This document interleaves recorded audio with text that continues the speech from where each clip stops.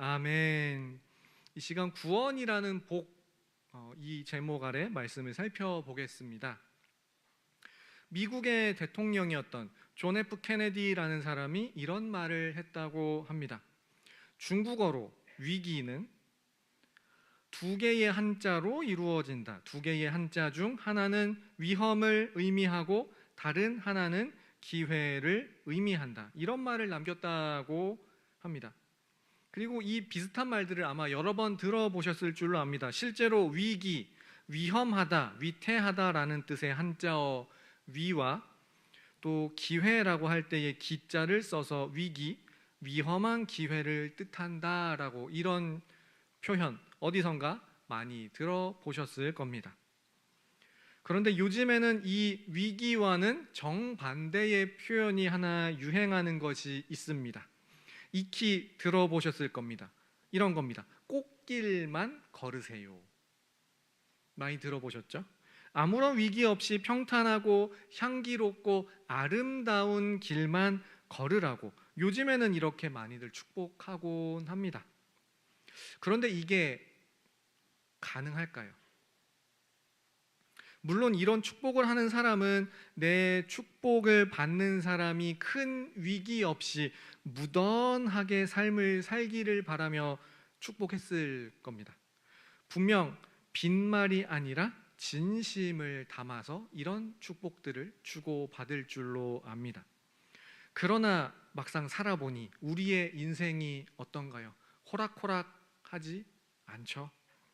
살면 살수록 위기 없는 인생은 단 한 명도 없다라는 것을 보고 듣고 느끼게 됩니다. 우리 성도님들께서는 그러면 요즘에 어떤 삶을 살고 계신가요? 감사하게도 적어도 요즘만큼은 그래도 오랜만에 꽃길을 걷고 있습니다. 이런 상황이신가요? 아니면 요즘이야말로 위기이고 위기가 엎친 데 덮친 격으로 겹쳐 있는 그런 상황이신가요? 다만 위기의 순간에도 우리에게 소망이 있음은 하나님께서 우리에게 준비해 두셨고 우리의 기도를 들으시고 우리에게 베푸실 그 어떠한 복, 어떠한 소망 때문인 줄로 믿습니다. 오늘 말씀을 통해 오늘 말씀의 제목과 같이 구원이라는 복을 우리에게 허락하실 하나님의 그 은혜를 소망 중에 바라보는 그런 우리가 될 수 있기 바랍니다. 오늘 본문인 시편 3편은 먼저 표제라고 하죠. 표제에서 이 시편의 배경을 분명하게 밝히고 있습니다. 다윗이 그의 아들 압살롬을 피할 때에 지은 시라고 표제가 붙어 있습니다. 아마도 지금 우리 모두가 겪은 삶의 위기라는 것이 다윗이 지금 겪어본 위기만은 못할 것이다 라는 생각이 듭니다. 인생의 위기가 없을 수는 없습니다만 자신의 아들이 자기 아버지를 죽이려고 하는 이런 위기는 아무래도 우리 주변에서 흔하게 볼 수 있는 그런 위기는 절대로 아닙니다. 아들이 아버지를 죽이려 한다고? 엄청나고 흔하지 않은 그런 위기인 것은 당연하고요. 일종의 천륜을 허무는 행위로 각종 언론 매체에서 상위권을 차지할 만한 그런 뉴스입니다. 아니, 국가 권력을 장악하는 게 얼마나 좋으면 아들과 아버지 사이에 전쟁이 나나 뭐 그런 이야기들을 나눌 수도 있겠죠. 아무튼 이 당시 다윗이 겪고 있는 위기는 딱 이랬습니다. 자신의 친아들 압살롬이 아버지인 다윗을 죽이려고 하는데 단순히 혼자 암살 모의하는 것도 아니고 국가적인 대반란이었습니다. 압살롬을 따르는 반란군이 조직이 되었습니다. 압살롬의 반란군으로 인해 다윗은 예루살렘 왕궁에서 이미 쫓겨나 도망치는 그러한 신세가 될 수밖에 없었습니다. 게다가 반란군인 압살롬 측에는 아히도벨이라는 지휘관이 있었습니다.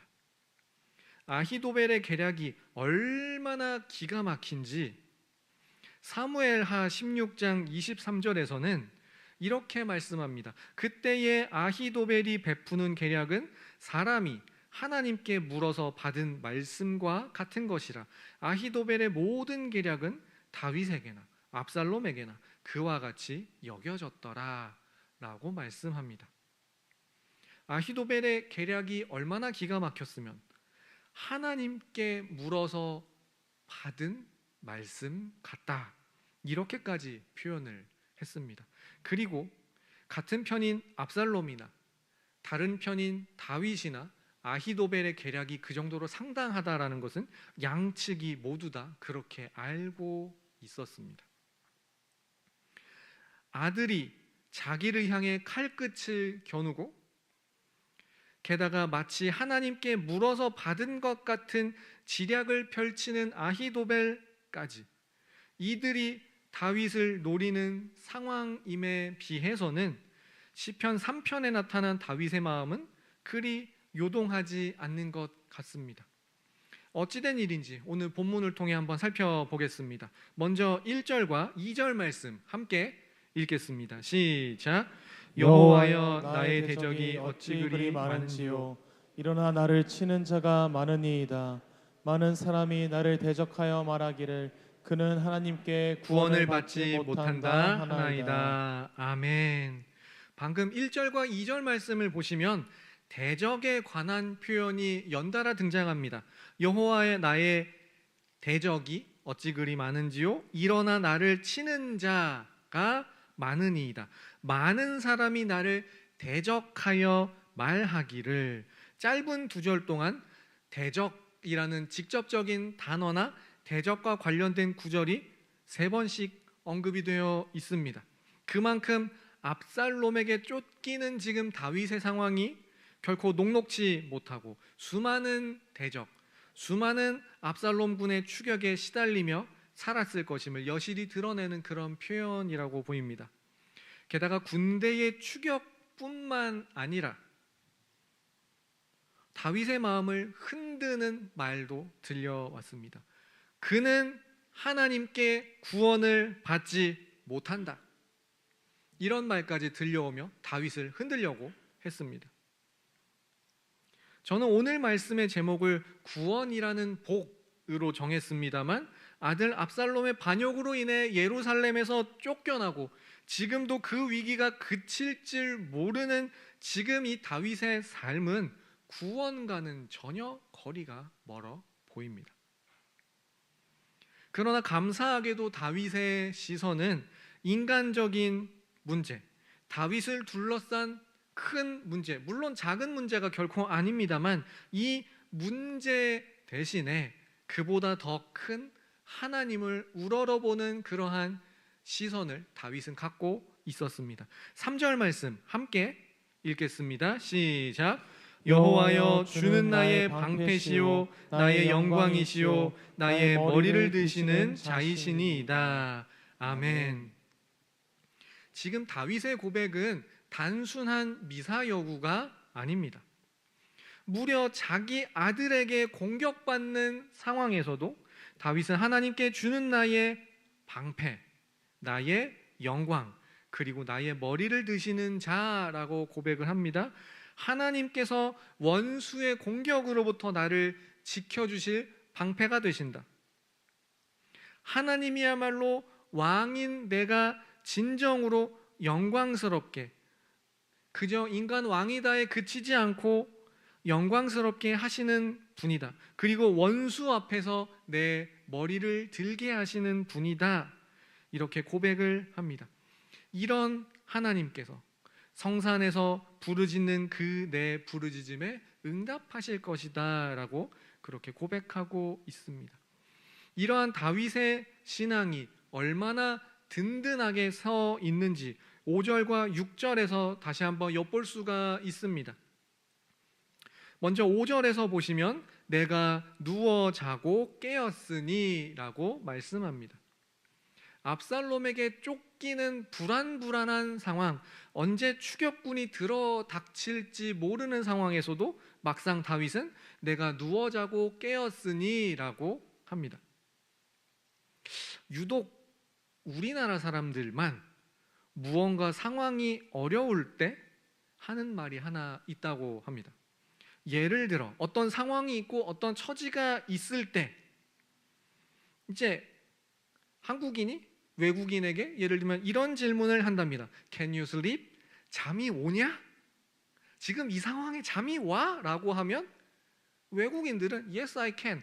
잘 수 있지? 자야지? 왜?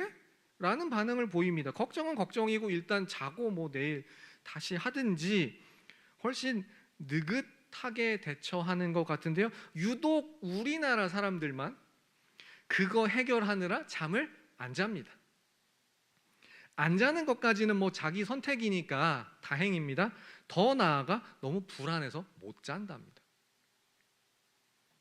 그러나 다윗은 다른 시편에서도 잔다, 평안히 잔다고 고백합니다.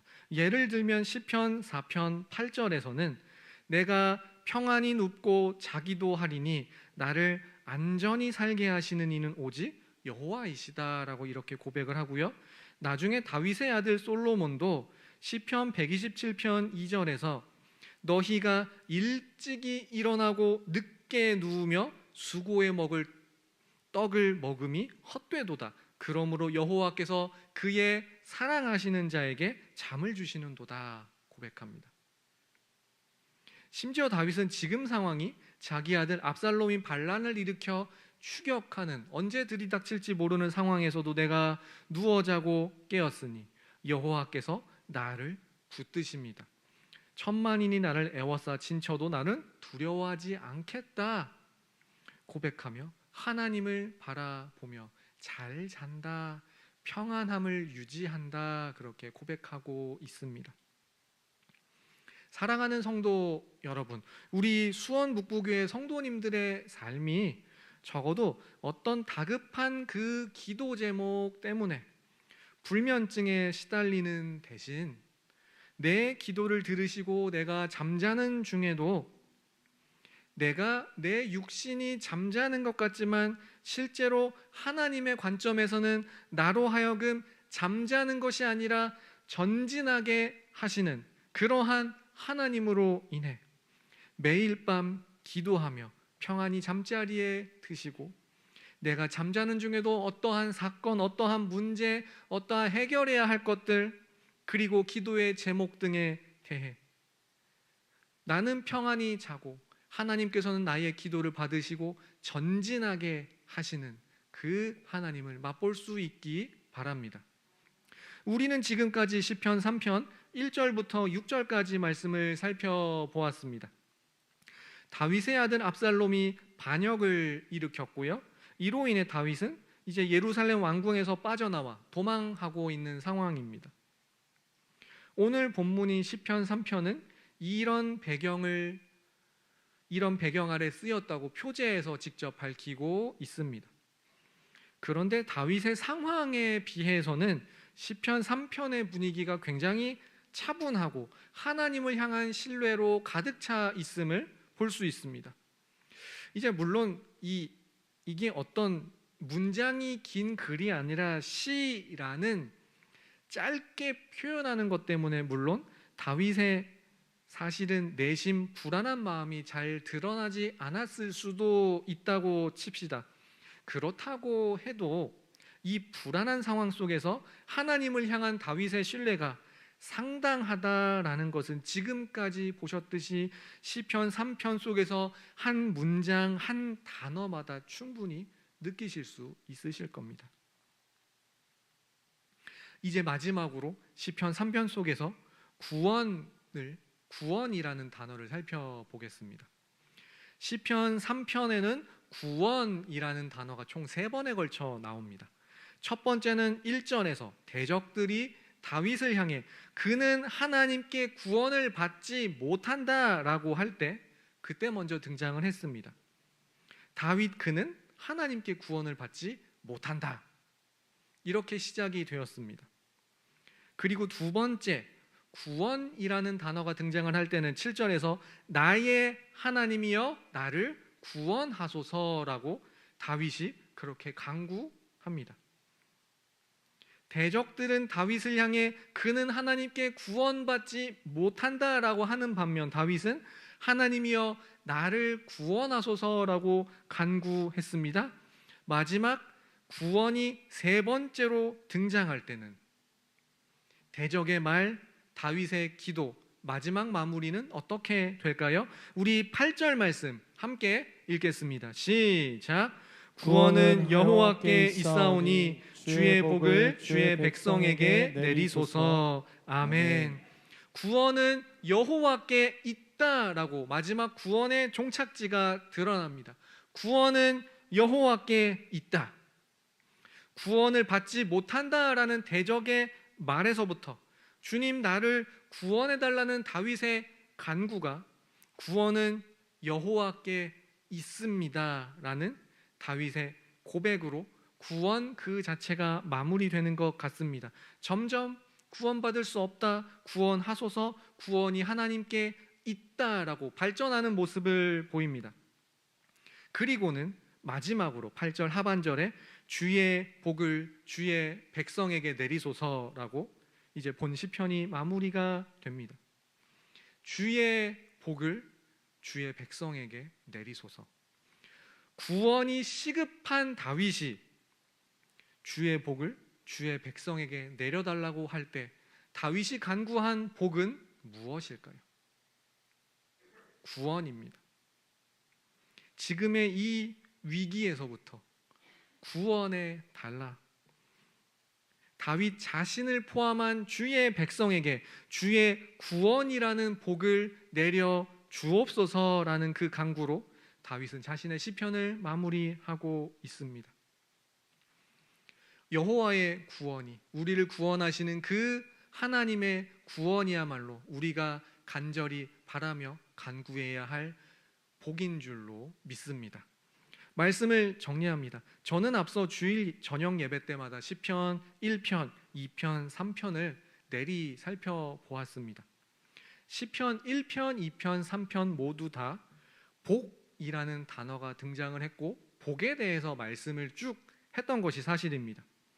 그런데 1편, 2편, 3편이 말씀하는 복은 우리가 일반적으로 바라는 풍성하기 원하고 잘 되기를 원하고 높아지기를 원하고 그런 복과는 다릅니다.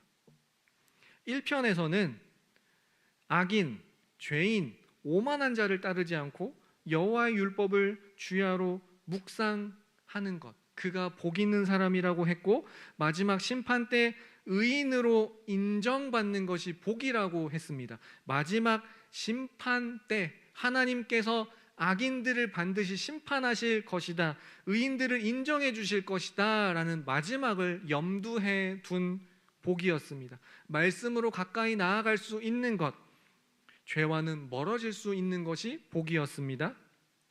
이 편에서는 마지막 절에 나옵니다.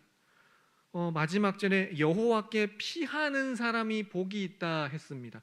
여호와께 피할 수만 있다면 그것이 복이랍니다. 그리고 오늘 본문 3편에서도 여호와의 구원이 복이다 말씀합니다.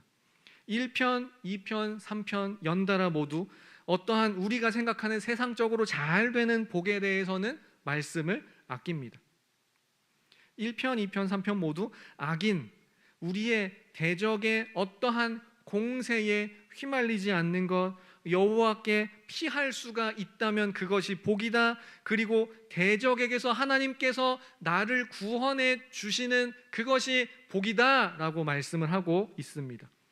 위기라는 위험한 기회를 맞을 때 위기가 그저 위기가 아니라 정말 위험한 기회가 되어 비로소 여호와께서 주시는 복에 가까이 갈 수 있다면, 다시 한번 우리 구원의 하나님을 경험할 수 있다면 그것이 복이다라고 말씀하고 있습니다. 처음에 저는 위기, 위험한 기회라는 말씀을 드리며 시작했습니다. 그런데 잘 생각해 보면 우리를 위해 십자가에 달리신 예수님조차도 먼저 죽으셨습니다. 죽으신 후에야 부활이 있었고 부활을 통해 만유 위에 높임을 받으시는 그 영광을 누릴 수 있었습니다. 혹시 다급한 위기의 직면에 있으신가요? 이 위기가 구원이라는 하나님의 복을 다시 한번 경험하는 그러한 시간들로 채워질 수 있기를, 우리의 삶 가운데 늘 꽃길만 걸을 수 없고 늘 평탄한 길만 걸을 수는 없겠지만, 다만 우리가 위기의 순간마다 구원이라는 하나님의 복을 맛보아 다시 한번 하나님의 그 구원하심을 맛보는 그러한 우리가 될 수 있기를 소망합니다. 아멘. 이 시간 함께